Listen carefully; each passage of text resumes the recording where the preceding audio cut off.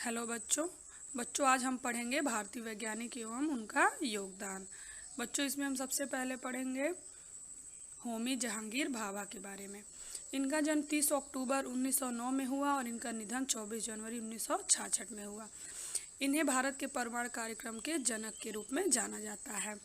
प्रथम परमाणु ऊर्जा आयोग के अध्यक्ष भाभा सहित अन्य 3 लोग बने थे। 1954 में परमाणु ऊर्जा स्थापना ट्रॉम्बे मुंबई की स्थापना एवं प्रथम निदेशक बने ये, और बाद में इसका नाम भाभा परमाणु अनुसंधान केंद्र कर दिया। भाभा ने कॉस्मिक विकिरण, मूल कणों के सिद्धांत एवं क्वांटम सिद्धांत के क्षेत्र में कार्य किया, और इन्हें जो पुरस्कार या फिर सम्मान प्राप्त हुए वो हैं 1943 में एडम्स पुरस्कार, 1948 में हॉपकिंस पुरस्कार, 1954 में पद्म विभूषण, 1960 और से 1963 तक international union of pure and applied physics के अध्यक्ष रहे। तो ये हैं बच्चों होमी जहांगीर भाभा जी। और अब हम पढ़ेंगे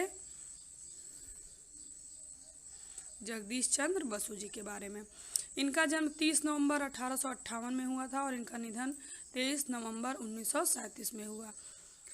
इन्होंने रेडियो एवं माइक्रोवेव ऑप्टिक्स के क्षेत्र में कार्य किया और ये पहले वैज्ञानिक थे जिन्होंने मिलीमीटर की लंबाई के रेडियो तरंगों के गुणों का अध्ययन किया था।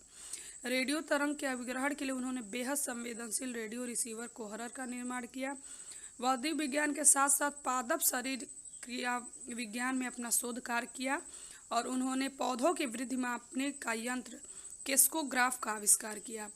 पेड़ पौधों में जीवन सिद्धांत के प्रतिपादन में भी इन्होंने प्रमुख भूमिका निभाई थी। तो ये हैं बच्चों हमारे देश के एक महत्वपूर्ण वैज्ञानिक श्री जगदीश चंद्र बसु जी, और हम लोगों ने इनके जीवन और इनका जो विज्ञान के क्षेत्र में योगदान है वो पढ़ा। बच्चों अब हम पढ़ेंगे एक अन्य महत्वपूर्ण वैज्ञानिक जिनका नाम है मेघनाथ साहा जी। इनका जन्म 16 अक्टूबर 1893 को हुआ और इनका निधन 16 फरवरी 1956 में हुआ। ये महान खगोल वैज्ञानिक थे। खगोल विज्ञान के क्षेत्र में इन्होंने महत्वपूर्ण योगदान दिया। इनके डनके द्वारा प्रतिपादित तापीय आयनन थर्मल आयोनाइजेशन का सिद्धांत खगोल विज्ञान में तारकीय वायुमंडल के जन्म और उसके रासायनिक संगठन की जानकारी का आधार है। इन्होंने साहा समीकरण का प्रतिपादन किया और इन्होंने साहा नाभिकीय भौतिकी संस्थान तथा Indian association for the cultivation of science की स्थापना की।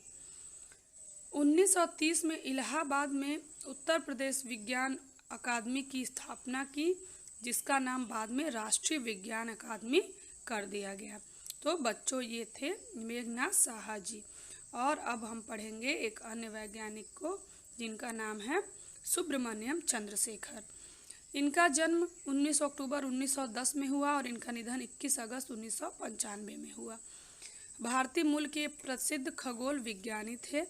इन्हें तारों की संरचना एवं विकास पर सैद्धांतिक अध्ययन के लिए सन 1983 में भौतिकी का नोबेल पुरस्कार संयुक्त रूप से दिया गया था। खगोलकी के क्षेत्र में उन्होंने वामन तारों के द्रव्यमान से संबंधित चंद्रशेखर सीमा की प्रख्यात खोज की। इनके द्वारा उन्होंने श्वेत वामन तारों की अधिकतम आयु सीमा निर्धारण का भी मार्ग प्रशस्त किया। चंद्रशेखर सीमा के प्रतिपादन के फलस्वरूप न्यूट्रॉन तारा एवं ब्लैक होल का पता लगाया, और इनके द्वारा लिखित पुस्तकों के नाम है the mathematical theory of black holes, radioactive transfer and introduction to the study of stellar structure. तो ये थे बच्चों हमारे देश के एक महान वैज्ञानिक सुब्रमण्यम चंद्रशेखर जी। और अब हम पढ़ेंगे एक अन्य महत्वपूर्ण वैज्ञानिक के बारे में जिनका नाम है के कस्तूरी रंगन जी के बारे में। इनका जन्म 24 अक्टूबर 1940 को हुआ और ये प्रसिद्ध भारतीय अंतरिक्ष वैज्ञानिक हैं। उन्होंने उच्च ऊर्जा एक्स किरण, खगोलीय गामा किरण एवं प्रकाशित खगोल विज्ञान के क्षेत्र में अनुसंधान कार्य किया। 1994 से 2003 तक इसरो के अध्यक्ष रहे ये, और इनके नेतृत्व में प्रक्षेपण यान PSLV और GSLV का सफल प्रक्षेपण हुआ।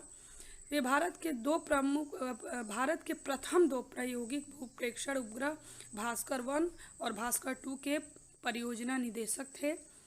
शांति स्वरूप भटनागर पुरस्कार, डॉक्टर M.N. साहा जन्म शताब्दी मेडल, पद्मश्री, पद्म भूषण आदि सम्मान से इन्हें सम्मानित किया गया।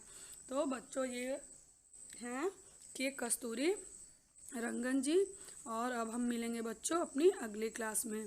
तो बाय बाय बच्चों।